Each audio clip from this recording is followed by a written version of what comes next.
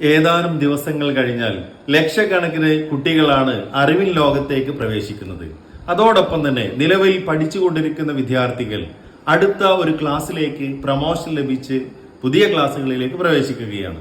ഈ ഒരു അവസരത്തിൽ പ്രിയപ്പെട്ട രക്ഷിതാക്കളോടും വിദ്യാർത്ഥികളോടും ഉണർത്താനുള്ള ചില കാര്യങ്ങൾ മാത്രമാണ് ഈ വീഡിയോയിൽ നമ്മൾ ഉദ്ദേശിക്കുന്നത്. അഥവാ നമ്മുടെ മക്കൾ ഇപ്പോൾ പഠിച്ചുകൊണ്ടിരിക്കുന്ന ക്ലാസ്സുകളിൽ അവർക്ക് ലഭിക്കേണ്ട മിനിമം ക്വാളിറ്റി, മിനിമം യോഗ്യത ഉണ്ട് എന്ന് ഉറപ്പുവരുത്തേണ്ടത് ഓരോ രക്ഷിതാവിന്റെയും അതുപോലെ തന്നെ വിദ്യാർത്ഥിയുടെയും ബാധ്യതയാണ്, ഉത്തരവാദിത്തമാണ്.